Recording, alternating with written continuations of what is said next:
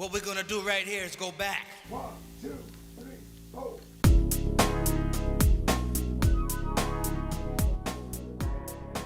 Welcome back everyone to a real, and I mean real, Horror Docs video. I've been meaning to do something with this channel for the last couple of years, though since I've been watching a metaphorical truckload of movies this year, it's time for a video for my 3 gracious subscribers. By the way, I have posted more random style content on my Paste channel, Docs Horror, link in description. Today, I've ranked all the movies I have watched this year. At first, it was perfectly set at 50, but then I realized I forgot 2. Well, that's why there's 52 now. So basically, I've split up these movies into 3 categories of rankings. The bottom being the bad ones, which is 9 movies that I just absolutely don't recommend watching. The next step up is the mid-range. This is the most bulky category out of the 3, with a total of 24 films ranked in it. These films I would classify as recommended watches, but you don't quite have to, more like pick and choose what you like. And for those final category, which is at a total of 19, if you know math, yeah, it's the good ones. These are my best films I've watched this year, according to me.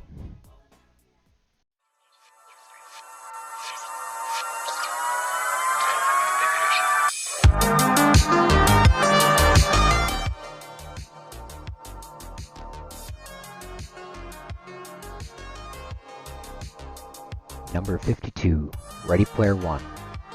This is a freaking awful movie. I simply cannot like it in any way. The main character, Wade Watts, is somehow more annoying than the book. By the way, I read the book, and it's miles better, and I mean miles better than this, but I still won't recommend it. Back on track, but I think every single part of the movie doesn't mesh well with my viewing. I hated the story, the characters, the references, the background, the artistic liberties taken by Steven Spielberg, the 3D animation / actual art. I just don't think anything could have saved this movie. I could have worked as an anime, but I still wouldn't watch it. For example, the freaking characters are off. It's just a freaking reference the entire time. I'd like maybe an actual story, not just a reference. If you want a real review of the movie, look it up. People hate this movie.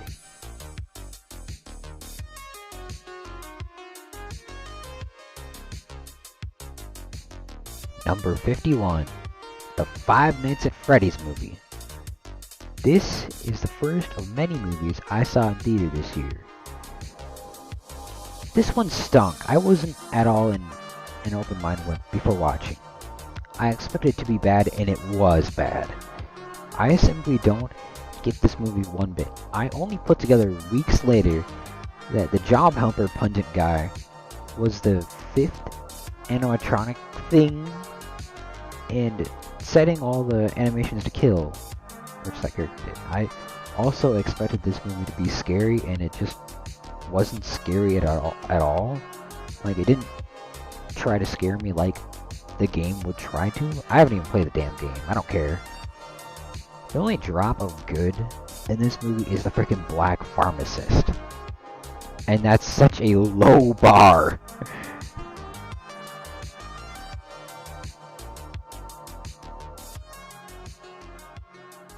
Number 50, Quantum of Solace. I guess this is the worst Daniel Craig James Bond for a reason. It's an absolute snooze fest. The villain was boring as fuck, and that's all I'm gonna say. But the good thing for this movie that it is a James Bond movie.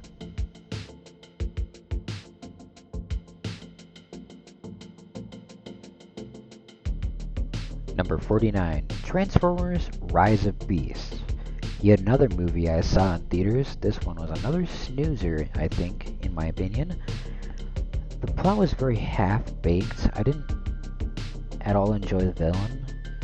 To be honest, I was expecting to watch a battle between Optimus Prime and Optimus Primal, each individual groups, like frickin' the Beast versus the guy that doesn't talk.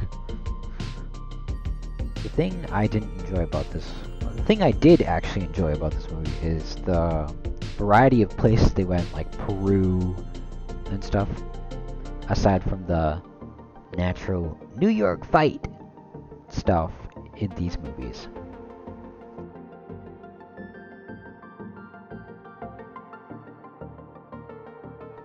Number 48, Mission Impossible Dead Reckoning Part 1. Mission Impossible. Make a good movie. This is yet again another movie I saw in theaters and didn't like. This is just a boring spy movie. The plot is very, very bland, and as it just got annoying to watch at some points. Beyond that, I thought the scenery was good, but sadly was the only good thing in the film. You can probably guess I won't see the sequel at this rate.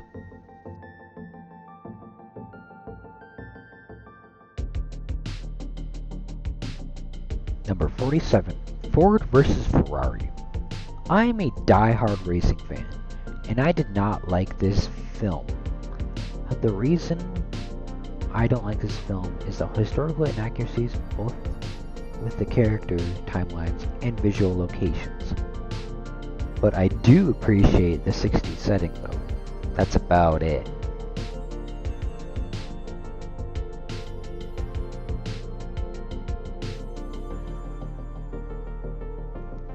Number 46, Ghost in the Shell 2017. An abomination of a live-action remake. To be simplistic, they completely botched remaking the original animated movie. It doesn't live up to the visual masterpiece of the original. I doubt with any amount of time or money they can make this movie in live action better than the original. The positive is that it still Ghost in the Shell.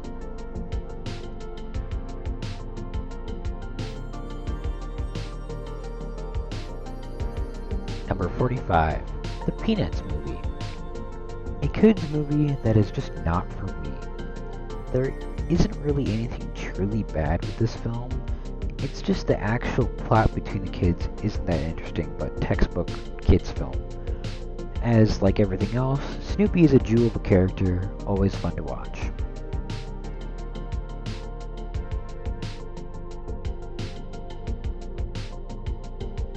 Number 44, The French Dispatch. This is a decent Wes Anderson flick, but the movie being an anthology style doesn't work. All three stories are completely different to each other. I think they could have used a bit of crossover between them. The stories also aren't that interesting, being that they are on completely different scales story-wise. As usual for Wes Anderson films, the art direction and attention to detail is award-winning. Alright, let's start with the 9 stinkers in the bad category.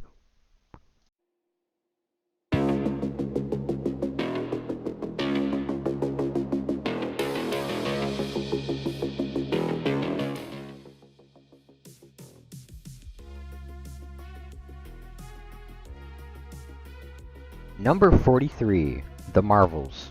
This movie gets a lot of undeserved shit. Obviously, this movie is half-baked, as it is the last movie, hopefully, in the production line of Marvel movie stuff from the Chapek regime. I think both Miss Marvel and Monica Rambeau are interesting characters. It's just that they are slightly over the top. Even the villain was interesting and had a viable depth. The actually bad part of this movie is Brie Larson's Captain Marvel, and the Skrulls were annoying. Overall, I thought this was Disney's Princess Marvel movie.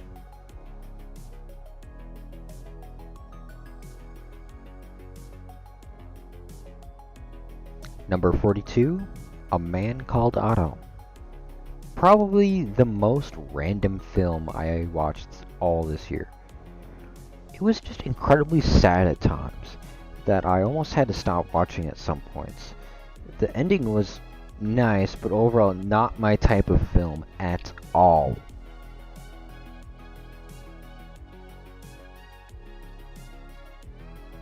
Number 41, Knights of Sidonia, Love Woven in the Stars. This film is what I was waiting for many, many, many years in this series. The movie, however, makes some pretty bad plot decisions that tanks it in my ranking. Besides those, it's actually a good film. Also, this film took incredibly long to find.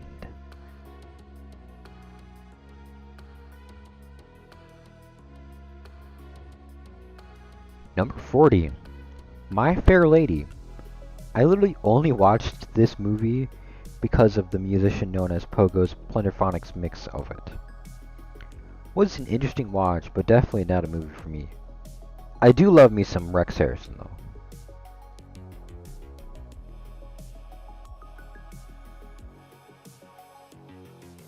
Number 39, the Super Mario Bros. Movie. This was a fine movie for a kids movie, standard, but yet another movie I felt that wasn't for me at the end of the day. The story was so different from the actual Mario universe, it turned me away from watching. But I do applaud them for at least trying.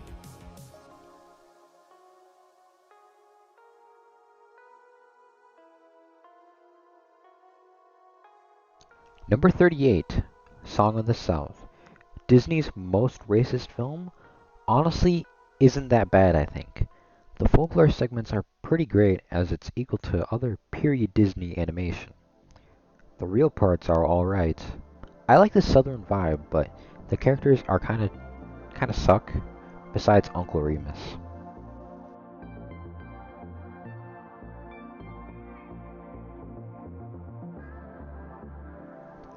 Number 37, Asteroid City. Another movie I watched in theaters this year. Was an interesting watch, very visually pleasing at first.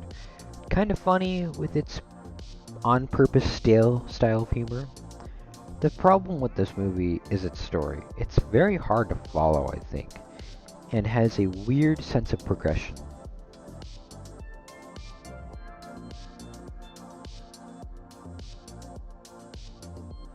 Number 36, Leprechaun in the Hood. This might be the best worst movie ever made, because it's such a bad movie it's good.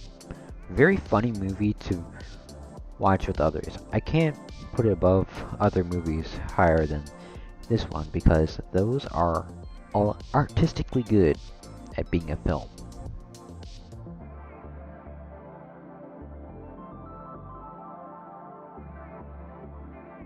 Number 35, All Quiet on the Western Front, 2022 edition. I am not a German speaker or an active learner. This is a good movie, but man, I do not want to learn German. Also, it kind of gets a bit too gory at points, for a war movie at least.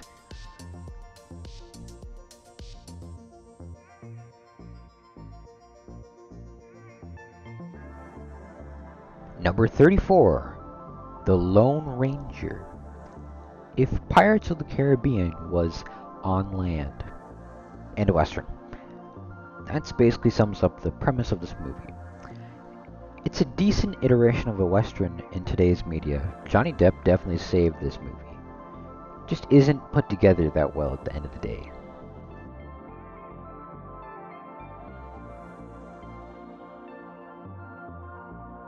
Number 33, Citizen Kane.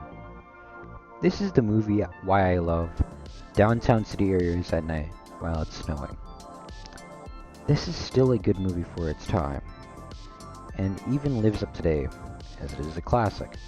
The problem is with the ending, which is very anticlimactic, obviously on purpose, but maybe could be slightly different. Also, the Simpsons references to this movie are insanely good, and yes, there is a Kane in this movie.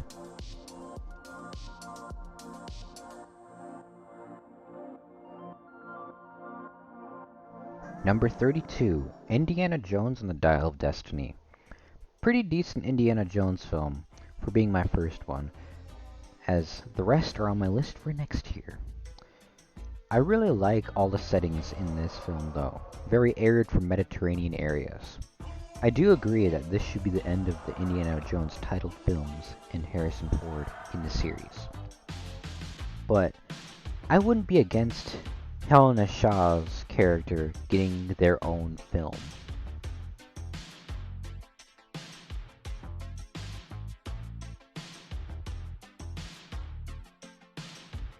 Number 31, Shin Godzilla. This is the best version of a Godzilla in film. The film could not be more on the nose that they are trying to say too much bureaucracy is bad. Hideki Anno did a good job with this movie, but after seeing what it could have been, I think that this didn't just become Godzilla in an Evangelion clone.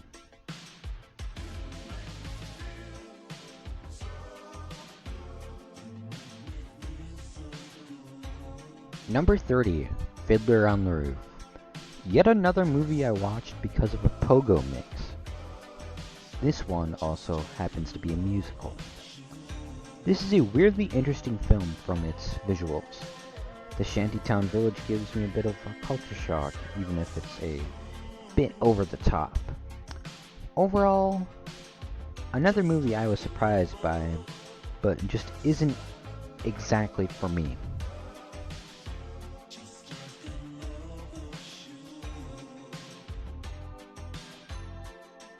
Number 29, Enter the Dragon. Can you go wrong with Bruce Lee? The answer is no.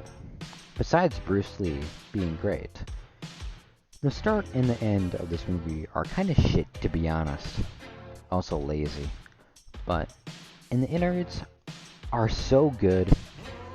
I love it. I will definitely be watching more Bruce Lee and Hong Kong films in 2024.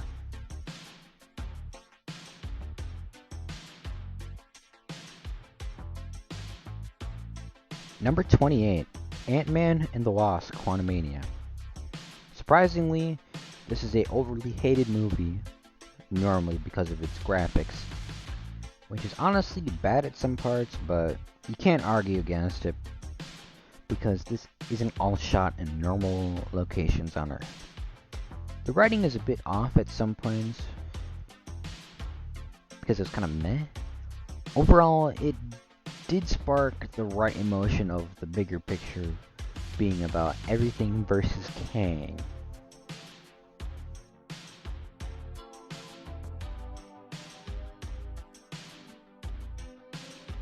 Number 27, Interstellar. This is a good movie with lots of emotion. Ironically, stellar story. Since watching, I've just had the feeling that something is missing in the movie. I'm split between it being the visuals or the characters being too dull at the end of the day.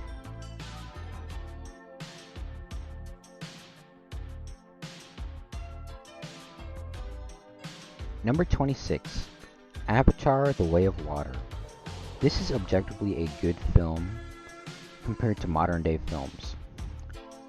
They do an absolute top-of-the-line job with all the characters, the attention to detail, and all the scenes were all gorgeous. The problem in this movie really lies in the human characters, and the movie just being too damn long.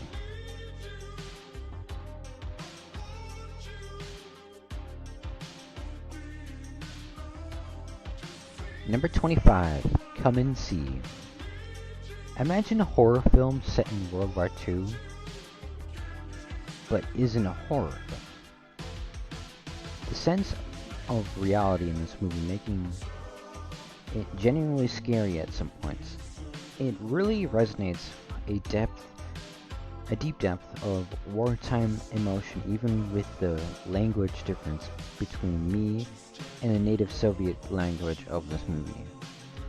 The only thing about this movie that makes it worse is that the odd random moments that you think, like, why is it even happening?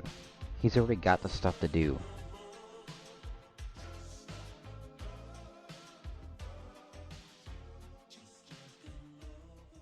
Number 24, Ghost in the Shell 2, Innocence. This movie is really a yin to the original's yang. It pairs a nice soft slowness when the original is very hard and always going. The sense of mindfuck at any moment is great and on point. This movie really does feel a bit meaningless and dull at times. Side note, that dog scene actually did get me though.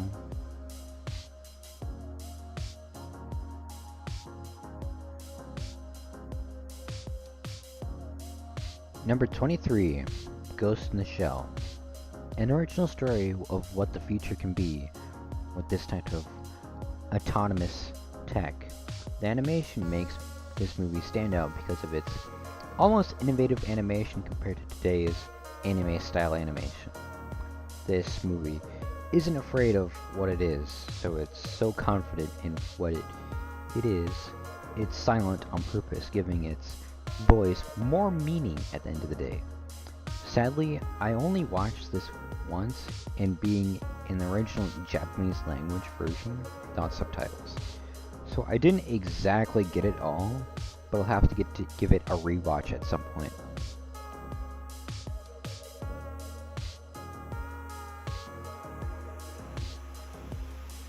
Number 22, Kung Fu Panda 3. A needed ending for Poe's journey to enlightenment, you think. Everything is done right in the already established parts of this movie. It's just that Poe's father is a bit overdone. The story finally comes full circle for Poe, which makes you feel even better for him. The score and animation help elevate this movie a full story. Also, I just got a soft spot for Eastern Asian themed movies.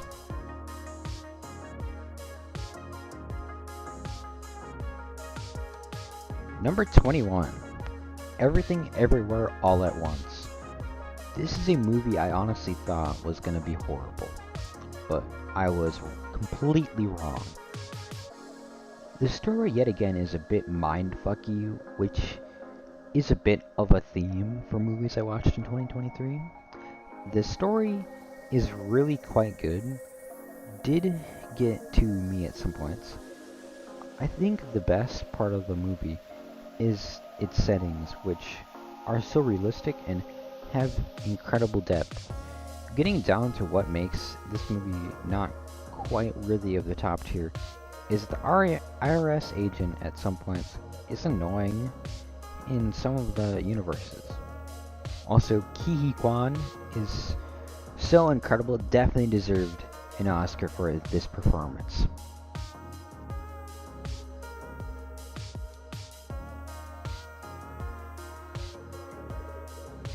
Number 20, Skyfall.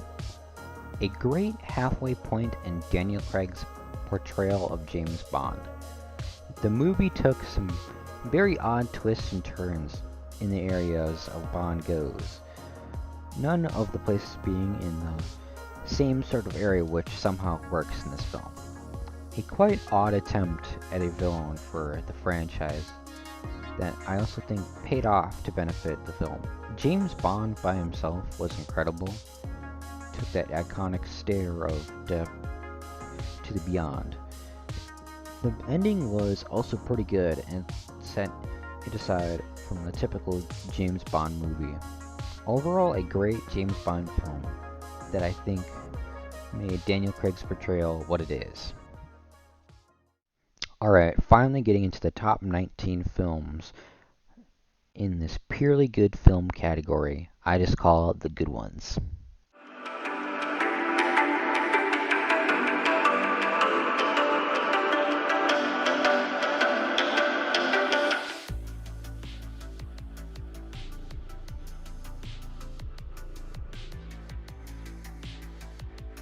Number 19, The Founder. A McDonald's movie? Not quite. What makes this movie purely good is its dynamic to tell the full story about Ray Kroc, and not just to kiss the feet of McDonald's by telling an all-positive version of Ray Kroc's life.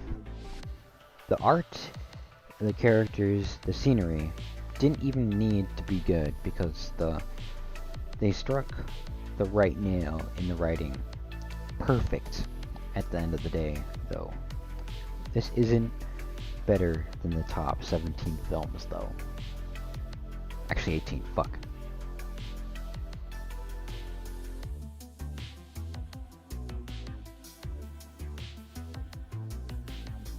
Number 18, Oppenheimer. You'd think that this film was originally just going to be about how the nuclear bomb was built and tested, but obviously we were wrong. A stunning biopic of J. Robert Oppenheimer around the creation of the bomb and its results on himself.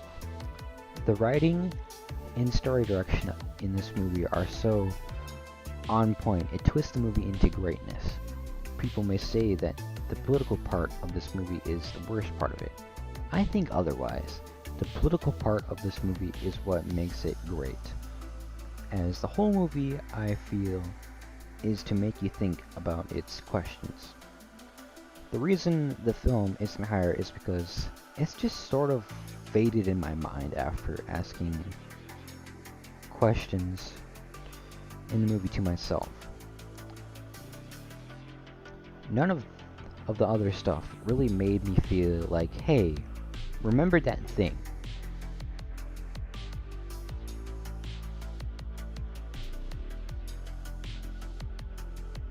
Number 17, Doctor Strangelove. Cold War? It's a funny bone war. This is a very funny movie on how the world can be basically over at any moment. The comedy and caricatures by the late Peter Sellers are damn good. There are at some point simply too many iconic moments in this film. All three settings are incredible. I think comparing it to other higher films on this list is that this one is just kind of amalgamated together with no depth.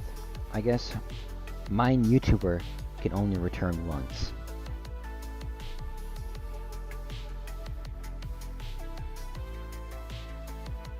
Number 16, Teenage Mutant Ninja Turtles, Mutant Mayhem. To be honest, I wasn't even going to watch this movie this year, but things came up and I watched it. I didn't regret it.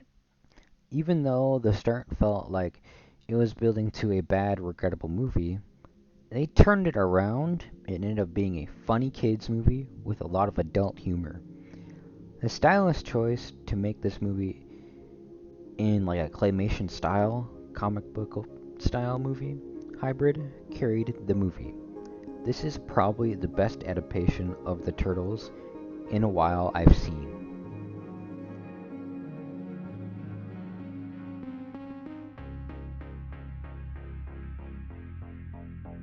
Number 15, Paprika. Have you ever had to mentally recover from watching a movie? I somehow did with this mind-bending film. Even with it being mind-bending, this movie is very unique on how it tells the story. Even with normal points in a movie, this movie almost doesn't abide by them. Some stuff I didn't even know happened. I learned a while later in the movie. That's okay though, because when watching you're already lost in what a dream and what's not. What sets this film aside from the top films is that the quality of the film is a little plastically at times, could have used more time to bake.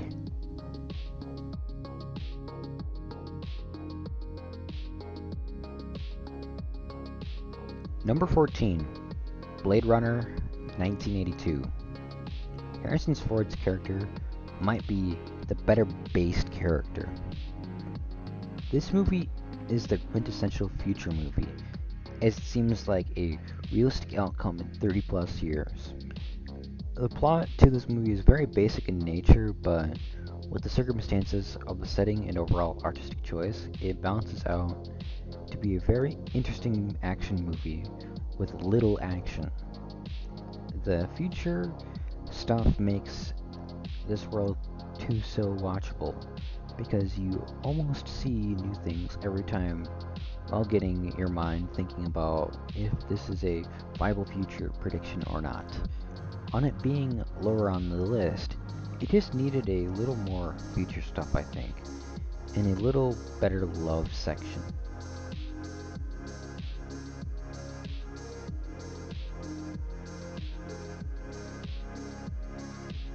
Number 13, Casino Royale. This is the best Daniel Craig James Bond, which ironically, if you don't know, this one is his first one. I absolutely like the point that they based the majority around this movie in a atypical place for a Bond film, in Montenegro. Bond doesn't belong in the Balkan region. You'd think that they would do the casino plot in Vegas, Monaco, or Macau. The plot was a walk-off homer on making it feel we already knew this version of James Bond through and through. The villain, though, is top tier. Mads Mikkelsen is great. Some of the in-between points in the game part felt a bit weird though.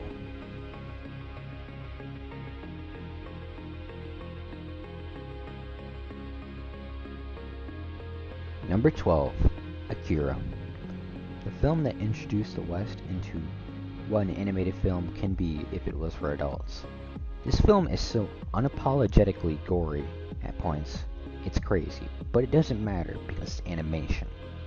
The character arcs in this movie are impressive because it sort of blindsides you out at the first only to be like, it was bound to be this way the whole time. The alien creatures were kind of stupid characters when I first saw them in the film, but I grew to like them because they give the film's focused action hero group feel like a break for a silent, scared child feeling. The Neo Tokyo City makes this film what it is, with all the plausible popular points in a city like it.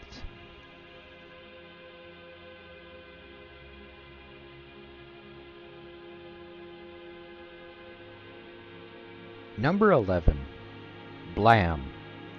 Cowboy Hunter with a literal ton of swag in a time that's closer to the end of time than actual cowboys.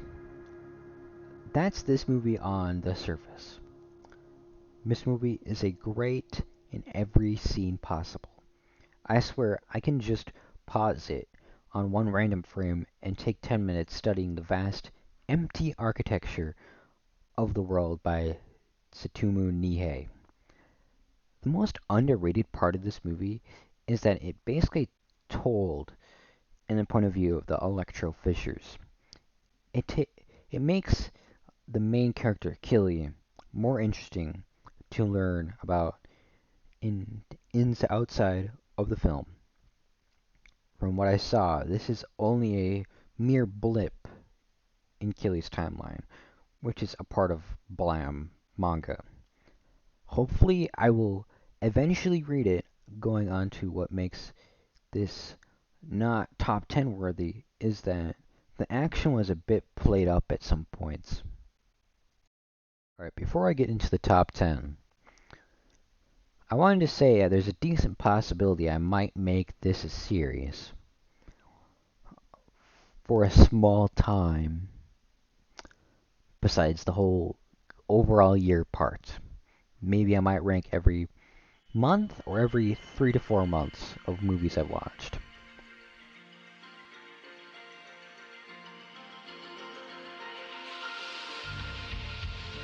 Number 10, Spirited Away. This movie is everything I wanted in a story with Japanese folklore.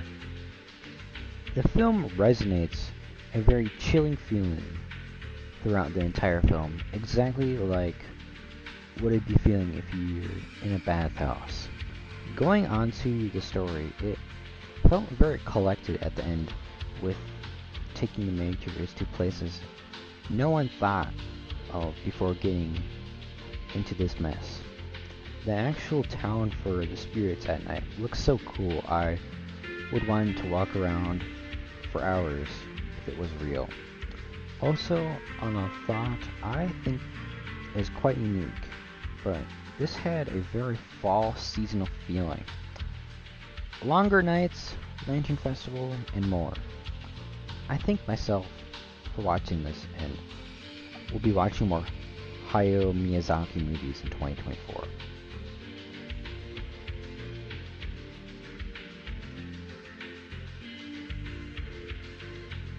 Number 9, Fantastic Mr. Fox. A surprisingly good film about family. Wes Anderson does a good job about putting together a real family circumstance that can happen along with comical circumstances to tell the actual real circumstance. George Clooney voicing the main character makes sense as he gives us the ideas that are equal to one of the Fox in the movie. Being quote fantastic always and kind of spitbally at times, not knowing about the circumstances. Going back to Wes Anderson, the director of the film really doesn't misdirect at all in this film. It hits everything, even with Wes's signature film flavor. Nothing about that flavor is too overdone, and it is grounded in the original story from Roald Dahl. Its innuendos and its animal characters are also very on point.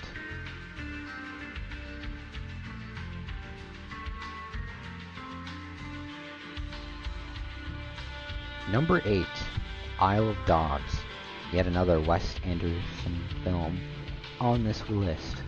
Also another film that plays a classical Japanese artistical cultural theme.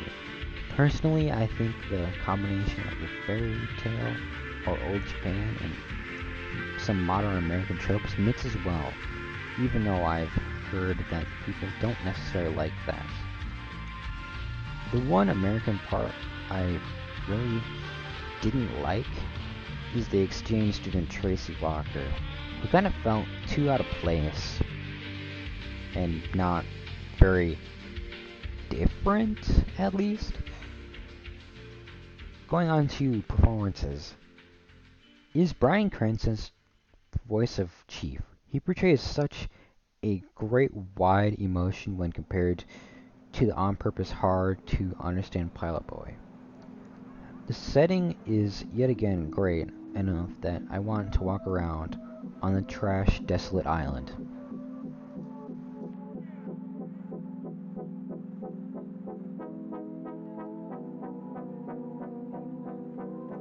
Number 7, Inception.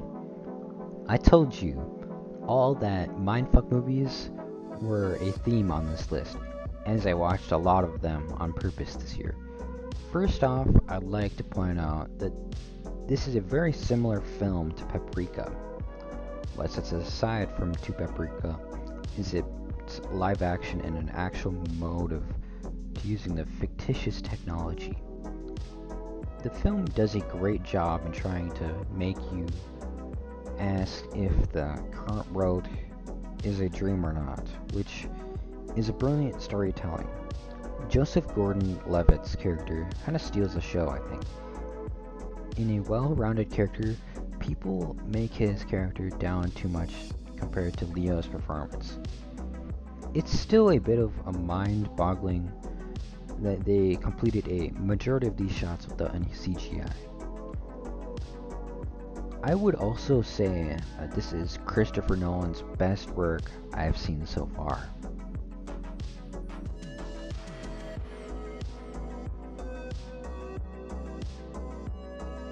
Number 6, John Wick Chapter 4.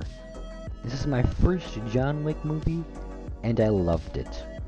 What made me love it, and first, its dark nature and a different location. It really drives home what the John Wick character is, a silent killer to the most part. They did a damn good job with all the other characters, like his allies and enemies. But out of them all, I think Kane steals the show because of how he's written, which feels so real for a blind person, also a step ahead. It always takes a little things to know the bigger picture. The real villain was a bit cheesy at some points, but kind of found itself towards the end of the movie. I like the ending though, even though I wanted them to just have an out of character moment. I will be watching all of the John Wick films at some point, probably in 2024.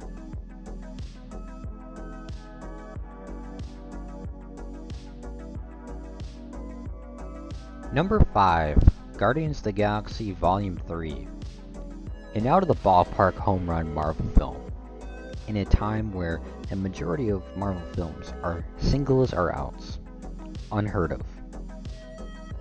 Going into it, the way they set up the rocket basically dying is very good. And in a way that accidents are obviously sudden. The music selection, as usual, is to perfection, except for the ending, which I thought was an utterly awful choice. The overall story is downright perfect, keeps you on the edge of your seat after time that I had to see it twice in theaters. A thing that I have never done. I'm excited to see where these characters are going, but I don't know if it's needed.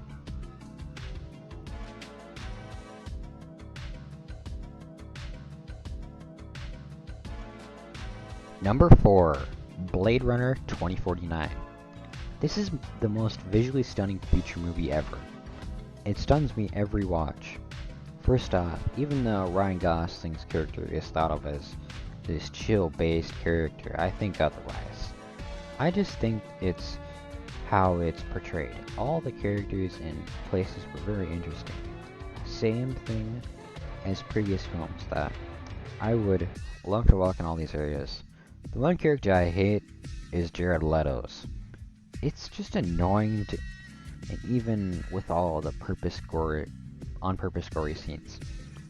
The story, I feel, is sort of odd at face value, but adds up when you take into account that this is a sequel, not a completely new story. Also, the music for this movie is stellar, and I love it.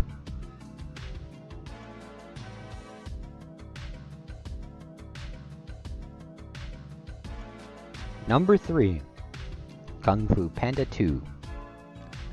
You never see an animated movie sequel be good usually, but great, never ever.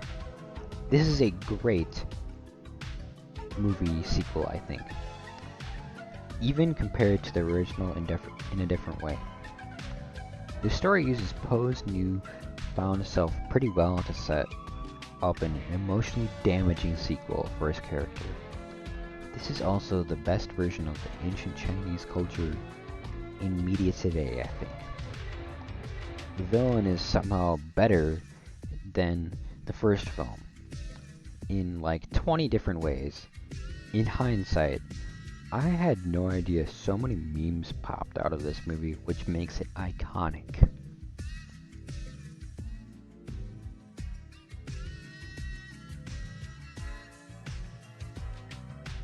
Number 2, The Grand Budapest Hotel. Have you ever felt the heat of life from a movie? That happens to me with this movie, as it really feels like a log cabin story told by an elder friend.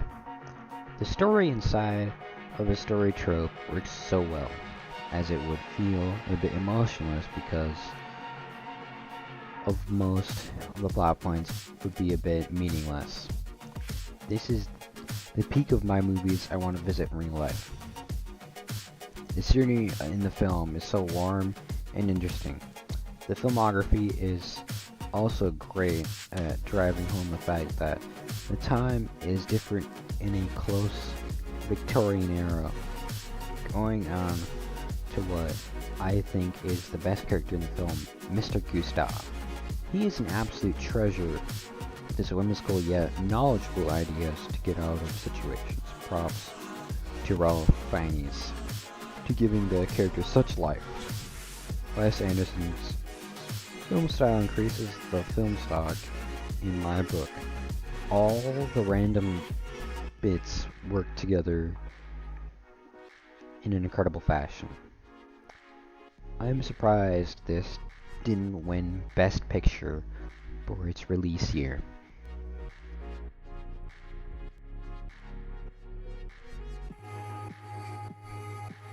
Number 1, Godzilla Minus One.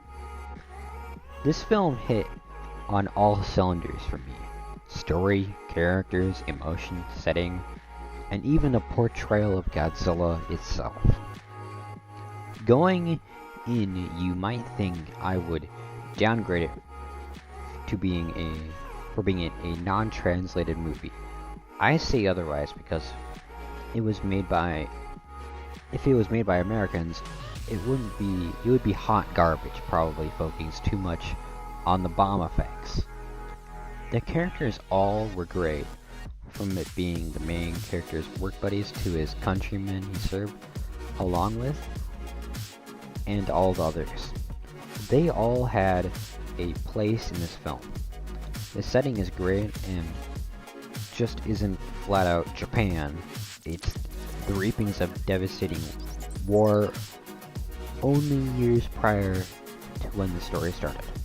The portrayal of Godzilla is blood-suckingly horrid, makes the creature out to be a real villain aside from other portrayals of a hurt or angry by just existence. The emotion throughout the movie was very catching and made me be on the edge of my seat the entire film. It just continued having those moments where you'd stop breathing and either come out a little bit sad or graciously good for the characters. This film by far should be the quintessential Godzilla going forward, with as many called putting together a great human side of a story and a great monster story.